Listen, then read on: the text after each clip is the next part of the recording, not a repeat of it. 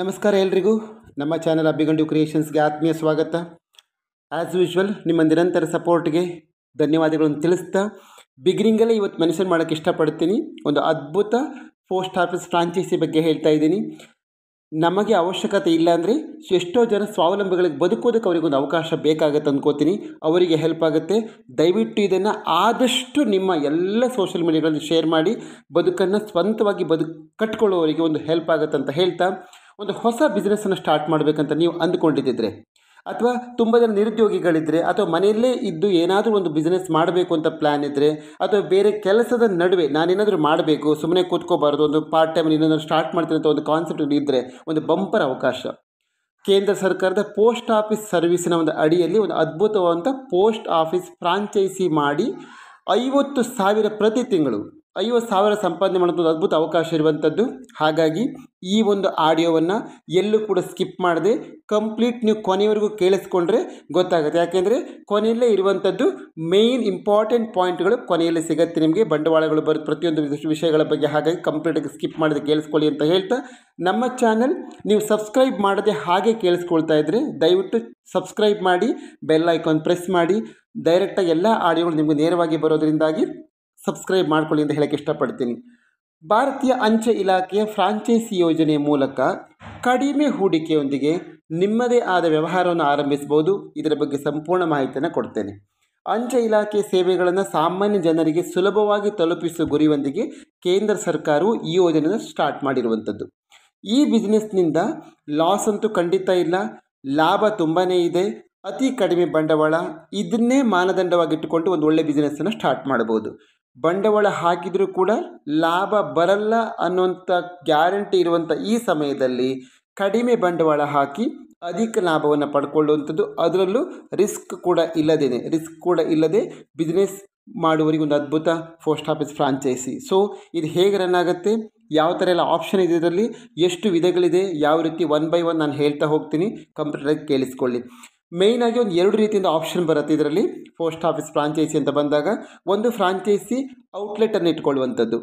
ಇಲ್ಲಿ ಮಿನಿಮಮ್ ಒಂದು 200ರಿಂದ 250 square feet ಜಾಗದ ಅವಶ್ಯಕತೆ ಬೇಕಾಗುತ್ತೆ. ಪೋಸ್ಟ್ ಆಫೀಸ್ ಇಕ್ವಿಪ್ಮೆಂಟ್ಗಳ ಅವಶ್ಯಕತೆ ಬೇಕಾಗುತ್ತೆ. ನಮಗೆಲ್ಲ ಗೊತ್ತು ಪೋಸ್ಟ್ ಆಫೀಸ್ ಬೇಕು, ಒಂದು ಬೇಸಿಕ್ ಥಿಂಗ್ಸ್ಗಳ ಅವಶ್ಯಕತೆ ಇರುತ್ತೆ. ಕೆಲವೊಂದು ಎಂಪ್ಲಾಯೀಸ್ಗಳನ್ನ ಇಟ್ಕೊಳ್ಬೇಕಾದ ಅವಶ್ಯಕತೆ ಬಂದರೆ, ಬಿಸ್ನೆಸ್ ಚೆನ್ನಾಗಿ ನಡೆದರೆ ಅದರ ಅವಶ್ಯಕತೆಯೂ ಕೂಡ ಬೀಳಬಹುದು. ಇದನ್ನು ಹೇಗೆ ಪಡೆದುಕೊಳ್ಳೋದು ಅಂತಂದರೆ, ಈ ಒಂದು ಇಕ್ವಿಪ್ಮೆಂಟ್ಗಳ ಬಗ್ಗೆ ಅಥವಾ ಪೋಸ್ಟ್ ಆಫೀಸ್ ನಡೆಸುವಂಥ ನಮಗೆ, ಅಥವಾ ಅಲ್ಲಿನ ನಾವು ಏನಾದರೂ ಎಂಪ್ಲಾಯೀಸ್ ಇಟ್ಟುಕೊಂಡ್ರೆ ಇವರೆಲ್ಲರಿಗೂ ಟ್ರೈನಿಂಗನ್ನು ಕೂಡ ಪೋಸ್ಟ್ ಆಫೀಸ್ ಫ್ರಾಂಚೈಸಿಯವರೇ ಟ್ರೈನಿಂಗನ್ನು ಕೊಡ್ತಾರೆ. ಎಲ್ಲ ವ್ಯವಸ್ಥೆಗಳನ್ನು ಕೂಡ ಅವ್ರು ಮಾಡಿಕೊಡ್ತಾರೆ. ಇನ್ನೊಂದು 2ನೇದು ಬಂದುಬಿಟ್ಟು, ಒಂದು ಹೇಳಿದೆ ಪೋಸ್ಟ್ ಆಫೀಸ್ ಔಟ್ಲೆಟ್ ಅಂತ, 2ನೇದು ಬಂದುಬಿಟ್ಟು ಪೋಸ್ಟಲ್ ಸ್ಟ್ಯಾಂಪ್ಸ್ ಆ್ಯಂಡ್ ಫಾರ್ಮ್ಸ್, ಅಂದರೆ ಸ್ಟೇಷನರಿಗಳನ್ನು ಮಾತ್ರ ಪೋಸ್ಟ್ ಆಫೀಸ್ ಸಂಬಂಧಪಟ್ಟಂಥ ಸ್ಟೇಷನರಿ ಮಾರಾಟ ಮಾಡುವಂಥ ಕಾನ್ಸೆಪ್ಟ್ ಚಿಕ್ಕದಾಗ ಕೂಡ ಸ್ಟಾರ್ಟ್ ಮಾಡ್ಬೋದು. ಮೇಯ್ನಾಗಿ ನಾವು ಪೋಸ್ಟ್ ಆಫೀಸ್ ಔಟ್ಲೆಟನ್ನು ಫ್ರಾಂಚೈಸಿ ಮಾಡೋದಾದರೆ ಎಲ್ಲ ರೀತಿಯ ಸೇವೆಗಳನ್ನು ನಾವು ಕೊಡ್ಬೋದು. ನಾರ್ಮಲಾಗಿ ಒಂದು ಪೋಸ್ಟ್ ಆಫೀಸ್ ಹೇಗೆ ರನ್ ಆಗುತ್ತೆ ಅದು complete same, there is no difference. ಎಲ್ಲವೂ ಹಾಗೆ ಕೂಡ ನಡೀತಾ ಇರುತ್ತೆ. ಮನಿ ಆರ್ಡರ್ ಇರ್ಬೋದು, ಫಾರ್ಮ್ ಫಿಲ್ಲಿಂಗ್ ಕಾನ್ಸೆಪ್ಟ್ಗಳಿರ್ಬೋದು, ಪೋಸ್ಟಲ್ ಟ್ರಾನ್ಸಾಕ್ಷನ್ಗಳಿರ್ಬೋದು, ಪೋಸ್ಟ್ ಆಫೀಸ್ ಇನ್ಶೂರೆನ್ಸ್ಗಳಿರ್ಬೋದು, ಹೀಗೆ ಅನೇಕ ಸರ್ವಿಸ್ಗಳೇನೆಲ್ಲ ಇದೆಯಲ್ಲ ಆ ಎಲ್ಲ ಸರ್ವಿಸ್ಗಳನ್ನು ಇದರಲ್ಲಿ ಕೊಡೋಕ್ಕೆ ಸಾಧ್ಯ ಇದೆ ಪೋಸ್ಟ್ ಆಫೀಸ್ ಔಟ್ಲೆಟ್ ಆಪ್ಷನ್ನಲ್ಲಿ. ಈ ಒಂದು ಫ್ರಾಂಚೈಸಿಯನ್ನು ಸ್ಟಾರ್ಟ್ ಮಾಡೋಕ್ಕೆ ಏನೆಲ್ಲ ಅರ್ಹತೆಗಳು ಬೇಕು ಅಂತ ನೋಡ್ಕೊಂಬರೋಣ. ಮೊದಲನೇದಾಗಿ ಯಾವಾಗಲೂ ಕೂಡ ಇರುವಂಥದ್ದು ಭಾರತೀಯರಾಗಿರಬೇಕು. ಬಿಕಾಸ್ ಇಂಡಿಯನ್ ಪೋಸ್ಟಲ್ ಸರ್ವಿಸ್ ಆಗಿರೋದು ಭಾರತೀಯರಾಗಿರಬೇಕು. ಇನ್ನೊಂದು ಕ್ವಾಲಿಫಿಕೇಷನ್, ಖಂಡಿತ 8ನೇ ತರಗತಿ ಪಾಸಾಗಿದ್ದರೆ ಸಾಕು. ಬರೀ 8ನೇ ತರಗತಿ ಪಾಸಾಗಿದ್ದರೆ ಸಾಕು. ಜಾಸ್ತಿ ಎಜುಕೇಷನ್ ನಿಮಗಿದ್ರೆ ತುಂಬ ಹೆಲ್ಪ್ ಆಗುತ್ತೆ. ಬಿಕಾಸ್ ಸಿಸ್ಟಮಲ್ಲಿ ಕೆಲಸ ಮಾಡೋದಕ್ಕೆ ನಾಲೆಜ್ ಜಾಸ್ತಿ ಇದ್ದರೆ ಸ್ವಲ್ಪ ನಮಗೆ ಕೆಲಸಗಳು ಈಸಿ ಆಗುತ್ತೆ. ನಮಗೆ ಟ್ರಾನ್ಸಾಕ್ಷನ್ ಎಲ್ಲ ಮಾಡೋದಕ್ಕೆ ಇರ್ಬೋದು, ವ್ಯವಹಾರಗಳನ್ನು ಮಾಡೋದಕ್ಕೆ ಭಾಳ ಹೆಲ್ಪ್ ಆಗುತ್ತೆ. ಜಾಸ್ತಿ ಎಜುಕೇಷನ್ ಏನು ಪ್ರಾಬ್ಲಮ್ ಇಲ್ಲ, ಬಟ್ ಮಿನಿಮಮ್ 8ನೇ ತರಗತಿ ಪಾಸ್ ಆಗಿರಬೇಕು. ಇದೊಂದು ಗುಡ್ ಆಪ್ಷನ್. ಇನ್ನೊಂದು 18 ವರ್ಷದವರಾಗಿರಬೇಕು. ಅದಕ್ಕಿಂತ ಕಡಿಮೆಯವರ ರಿಜಿಸ್ಟರ್ ಆಗುವುದಿಲ್ಲ. ಕಡಿಮೆ ಏಜ್ ಇದ್ದರೆ ನಿಮ್ಮ ಮನೆಯ ಆಸುಪಾಸಿನ 10 ಕಿಲೋಮೀಟರ್ ಒಳಗೆ ಯಾವುದೇ ಪೋಸ್ಟ್ ಆಫೀಸ್ ಸರ್ವಿಸ್ಗಳು ಇರಬಾರ್ದು. That is also something one of the major important points. ಈ 4 ಎಲಿಜಿಬಿಲಿಟಿ ನಿಮಗಿದ್ದರೆ ನೀವು ಪೋಸ್ಟ್ ಆಫೀಸನ್ನು ಸ್ಟಾರ್ಟ್ ಮಾಡೋಕ್ಕೆ ಅಪ್ಲೈ ಮಾಡ್ಬೋದು. ಏನೆಲ್ಲ ಡಾಕ್ಯುಮೆಂಟ್ಗಳು ಬೇಕಾಗುತ್ತೆ ಹಾಗಾದರೆ ಪೋಸ್ಟ್ ಆಫೀಸನ್ನು ಸ್ಟಾರ್ಟ್ ಮಾಡಬೇಕು? ಡಾಕ್ಯುಮೆಂಟ್ಸ್ಗಳು ಬೇಕು ಅಪ್ಲೈ ಮಾಡಬೇಕಾದ್ರೆ. ಒಂದು ಆಧಾರ್ ಕಾರ್ಡ್ ಕಂಪಲ್ಸರಿ, ಇನ್ನೊಂದು ಪ್ಯಾನ್ ಕಾರ್ಡ್, ಮತ್ತೊಂದು ಅಡ್ರೆಸ್ ಪ್ರೂಫ್, ನಮ್ಮ ಪ್ಲೇಸಿಗೆ ಸಂಬಂಧಪಟ್ಟಾಗ ನಾವೆಲ್ಲಿ ಸ್ಟಾರ್ಟ್ ಮಾಡ್ತೀವಲ್ಲ ಅದರ ಅಡ್ರೆಸ್ ಪ್ರೂಫ್ಗಳು ಬೇಕಾಗುತ್ತೆ. ಬರ್ತ್ ಸರ್ಟಿಫಿಕೇಟ್ ಬೇಕಾಗುತ್ತೆ. ಎಜುಕೇಷನ್ ಸರ್ಟಿಫಿಕೇಟ್ ನಾನು ಆಗಲೇ ಹೇಳಿದೆ, ಮಿನಿಮಮ್ ಕ್ವಾಲಿಫಿಕೇಷನ್ ಕೇಳೋದ್ರಿಂದ ಎಜುಕೇಷನ್ ಸರ್ಟಿಫಿಕೇಟ್ ಬೇಕು, ಮತ್ತು ಕಾಂಟ್ಯಾಕ್ಟ್ ಡೀಟೇಲ್ಸ್ ಮತ್ತು ಫೋಟೋಸ್. ಈ ಎಲ್ಲ ಡೀಟೇಲ್ಸ್ಗಳೊಂದಿಗೆ ನಾವೇನು ಮಾಡ್ಬೋದು, ಅರ್ಜಿಗಳನ್ನು ಸಲ್ಲಿಸ್ಬೋದು. ಫ್ರಾಂಚೈಸಿ ಹಾಗಾದರೆ ಪಡೆದುಕೊಳ್ಳೋದು ಹೇಗೆ? ಇದರಲ್ಲಿ ಡಾಕ್ಯುಮೆಂಟ್ಸ್ ಇದೆ, ಎಲ್ಲ ರೆಡಿ ಇದೆ, ಸರಿ ಇದೆ, ನಾನೆಲ್ಲ ಮ್ಯಾಚ್ ಆಗುತ್ತೆ, ಎಲಿಜಿಬಿಲಿಟಿ ಎಲ್ಲ ಇದೆ. ಹೇಗೆ ಪಡ್ಕೊಳ್ಳೋದು ಅಂತ ಬಂದಾಗ ಆನ್ಲೈನ್ ಅಥವಾ ಆಫ್ಲೈನ್ ಎರಡೂ ರೀತಿಯಲ್ಲೂ ಕೂಡ ಇಲ್ಲಿ ಅಪ್ಲೈ ಮಾಡಬಹುದು. ಇದರಲ್ಲಿ ಮಿನಿಮಮ್ ಸೆಕ್ಯೂರಿಟಿ ಡೆಪಾಸಿಟ್ ಆನ್ಲೈನಲ್ಲಿ ಅಪ್ಲೈ ಮಾಡೋದಾದರೆ ಮಿನಿಮಮ್ ಸೆಕ್ಯೂರಿಟಿ ಡೆಪಾಸಿಟ್ ಫಾರ್ಮ್ಸನ್ನು ಆನ್ಲೈನಲ್ಲಿ ಫಿಲ್ ಮಾಡಿ 5,000 ರೂಪಾಯಿಯನ್ನು ಸೆಕ್ಯೂರಿಟಿ ಡೆಪಾಸಿಟ್ ಅಮೌಂಟ್ ಅಂತ ನೀಡಬೇಕಾಗತ್ತೆ. ಇಂಡಿಯನ್ ಪೋಸ್ಟ್ ಆಫೀಸ್ ಅಫಿಷಿಯಲ್ ವೆಬ್ಸೈಟಿಗೆ ನೀವು ಹೋಗಿ ಅಲ್ಲಿ ಅರ್ಜಿಯನ್ನು ಸಲ್ಲಿಸ್ಬೋದು. ಎಲ್ಲ ಅಪ್ಡೇಟೆಡ್ ನಾನೆಲ್ಲ ಡಾಕ್ಯುಮೆಂಟ್ಗಳು ಬೇಕು ಅಂತ ಆವಾಗ ಹೇಳಿದೆ, ಅದೆಲ್ಲ ಡಾಕ್ಯುಮೆಂಟ್ಗಳನ್ನು ಅಪ್ಡೇಟ್ ಮಾಡಿಕೊಂಡು ಕರೆಕ್ಟಾಗಿ ನೋಡ್ಕೊಂಡು ಬಿಟ್ಟು ಅಲ್ಲಿ ಪೋರ್ಟಲಲ್ಲಿ ಎಲ್ಲವನ್ನು ನಾವು ಸಲ್ಲಿಸಿದರೆ ಆನ್ಲೈನ್ ಅರ್ಜಿಗಳನ್ನು ಸಲ್ಲಿಸ್ಬೋದು.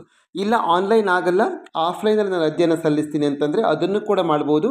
ನಿಮ್ಮ ನಿಯರೆಸ್ಟ್ ಇರುವಂಥ ಪೋಸ್ಟ್ ಆಫೀಸಿಗೆ ಹೋಗಿ ಫಾರ್ಮನ್ನು ಫಿಲ್ ಮಾಡಿ ಅಲ್ಲಿ ಫಾರ್ಮನ್ನು ಫಿಲ್ ಮಾಡಿ ಏನು ಮಿನಿಮಮ್ ಅಮೌಂಟ್ಗಳನ್ನು ಪೇ ಮಾಡಲಿಕ್ಕೆ ಅದನ್ನು ಪೇ ಮಾಡಿಬಿಟ್ಟು ಆಫ್ಲೈನಲ್ಲೂ ಕೂಡ ನೀವು ಇದಕ್ಕೆ ಅರ್ಜಿಯನ್ನು ಸಲ್ಲಿಸ್ಬೋದು. ಹಾಗಾಗಿ ಇದರಲ್ಲಿ ಯಾವ ರೀತಿ ಲಾಭಗಳಿದೆ ಸರ್? ಪೋಸ್ಟ್ ಆಫೀಸ್ನ ರೆಡಿ ಮಾಡ್ಬೋದು, ಬಟ್ ಇದರ ಲಾಭಗಳು ಯಾವ ರೀತಿ ಇದೆ ಅನ್ನೋದು ಕಾನ್ಸೆಪ್ಟ್ ಬಂದರೆ ಖಂಡಿತ ತುಂಬ ಲಾಭಗಳಿದೆ.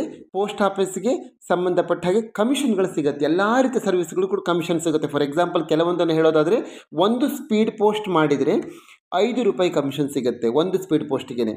ಒಂದು ಮನಿ ಆರ್ಡರ್ಗೆ 3ರಿಂದ 5 ರೂಪಾಯಿ ಕಮಿಷನ್ ಸಿಗುತ್ತೆ. ಜಸ್ಟ್ ಫಾರ್ಮನ್ನು ನೀಡಿದರೆ ಕೆಲವೊಂದು ಫಾರ್ಮ್ಸ್ ಅವಶ್ಯಕತೆ ಇರೋ ಜನರಿಗೆ ಅದನ್ನು ನೀಡಿದರೆ 5% ಲಾಭಗಳಿದೆ. ಪೋಸ್ಟ್ ಸ್ಟ್ಯಾಂಪ್ಗೆ 5% ಕಮಿಷನ್ ಲಾಭ ಸಿಗುತ್ತೆ. ರೆವಿನ್ಯೂ ಸ್ಟ್ಯಾಂಪ್ಗೆ 40%ವರೆಗೆ ಕಮಿಷನ್ಗಳು ಸಿಗುತ್ತೆ. ತಿಂಗಳಿಗೆ 1,000 ಬುಕ್ಕಿಂಗ್ಗಳನ್ನು ಮಾಡಿದರೆ 20% ಲಾಭ ಇದೆ. ಒಂದಲ್ಲ ಎರಡಲ್ಲ ಹಲವಾರು ರೀತಿಗಳಲ್ಲಿ ಪೋಸ್ಟ್ ಆಫೀಸ್ ಏನೆಲ್ಲ ಲಾಭಗಳು ಸಿಗುತ್ತೆ ಅದೆಲ್ಲ ಕಮಿಷನ್ಗಳನ್ನು ಕೂಡ ಏನು ಮಾಡುತ್ತೆ ಈ ಪೋಸ್ಟ್ ಆಫೀಸ್ನಲ್ಲಿ ಸಿಗುತ್ತೆ. ಹಾಗಾಗಿ ಅತಿ ಕಡಿಮೆ ಅಂದರೆ ಬಿಗಿನಿಂಗ್ನಲ್ಲಿ ಬಿಸ್ನೆಸ್ ಸ್ಟಾರ್ಟ್ ಮಾಡಿದಾಗ ಮಿನಿಮಮ್ 25ರಿಂದ 30,000 ಮಿನಿಮಮ್ ಸಂಪಾದನೆ ಮಾಡಲಿಕ್ಕೆ ಸಾಧ್ಯ ಇದೆ. ಔಟ್ಲೆಟ್ಗೆ ಎಷ್ಟು ಬಂಡವಾಳಗಳು ಹಾಕಬೇಕು ಅಂದರೆ ಮಿನಿಮಮ್ ಒಂದು ಪೋಸ್ಟ್ ಆಫೀಸಿಗೆ ನಾನು ಹೇಳಿದಾಗಲೇ ಸ್ಟೇಷನರಿಗಳು ಬೇಕು, ಅದಕ್ಕೆ ಒಂದು ಜಾಗಗಳು ಬೇಕು, ಅದಕ್ಕೆ ವ್ಯವಸ್ಥೆಗಳನ್ನು ಮಾಡಬೇಕು, ಒಳಗಡೆ ಎಲ್ಲ ರೆಡಿ ಮಾಡ್ಕೊಳ್ಳುವಂಥ ಕಾನ್ಸೆಪ್ಟಿಗೆ ಮಿನಿಮಮ್ 2ರಿಂದ 3 ಲಕ್ಷ.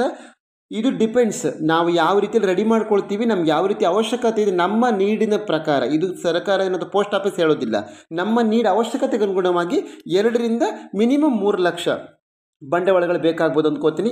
ಇದನ್ನು ಇನ್ವೆಸ್ಟ್ಮೆಂಟ್ ಮಾಡಿದರೆ ಒಂದು ಟೈಮ್ ಇನ್ವೆಸ್ಟ್ಮೆಂಟ್ ಮಾಡೋದು, ಇಲ್ಲಿ ಏನು ರಿಸ್ಕ್ ಇರೋದಿಲ್ಲ, ದುಡ್ಡಿಗೆ ಮೋಸ ಆಗೋದಿಲ್ಲ. ಸಿನ್ಸ್ ಸೆಂಟ್ರಲ್ ಗೌರ್ಮೆಂಟ್ ಆಗಿರೋದ್ರಿಂದಾಗಿ ಪೋಸ್ಟ್ ಆಫೀಸ್ ಅನ್ನೋ ಸೇವೆ ಇರೋದು ಇವತ್ತು ತುಂಬ ಲಕ್ಷಾಂತರ ಫ್ರಾಂಚೈಸಿಗಳು ನಡೀತಾನೂ ಇದೆ. ಹಾಗಾಗಿ ಈ ಒಂದು ಫ್ರಾಂಚೈಸಿ ಏನಾಗುತ್ತೆ, ಇನ್ವೆಸ್ಟ್ ಮಾಡಿದ ಹಣಕ್ಕೇನು ಮೋಸ ಇಲ್ಲದೆ ಹೋಗ್ತಾ 50ರಿಂದ 60 ಸಾವಿರದವರೆಗೂ ಕೂಡ ಸಂಪಾದನೆ ಮಾಡಲಿಕ್ಕೆ ಅವಕಾಶ ಇದೆ. ಹಾಗಾಗಿ ನಾನು ಮೊದಲೇ ಬಿಗಿನಿಂಗಲ್ಲಿ ಮೆನ್ಷನ್ ಮಾಡಿದಾಗೆ ಅವಶ್ಯಕತೆ ಇರುವವರು ಖಂಡಿತ ಇದನ್ನೊಂದು ಸ್ವಂತ ಬಿಸ್ನೆಸ್ಸಾಗಿ ಸ್ಟಾರ್ಟ್ ಮಾಡ್ಕೊಂಡ್ಬಿಟ್ಟು ಒಂದು ಅದ್ಭುತ ಬದುಕನ್ನು ಕಟ್ಕೊಳ್ಳೋದಕ್ಕೆ ಅವಕಾಶ ಇದೆ ಅಂತ ಹೇಳ್ತಾ, ಈ ಒಂದು ಆಡಿಯೋವನ್ನು ಕೇಳಿಸ್ಕೊಂಡ್ಮೇಲೆ ನಿಮ್ಮೆಲ್ಲ ಇಟ್ಕೊಳ್ಳದೆ ಖಂಡಿತ ನಿಮ್ಮೆಲ್ಲ ಕಡೆಯೂ ಶೇರ್ ಮಾಡಿ ಅಂತ ಹೇಳ್ತಾ, ನಿಮ್ಮ ಸಪೋರ್ಟ್ ನಿರಂತರವಾಗಿರಲಿ. Thank you so much.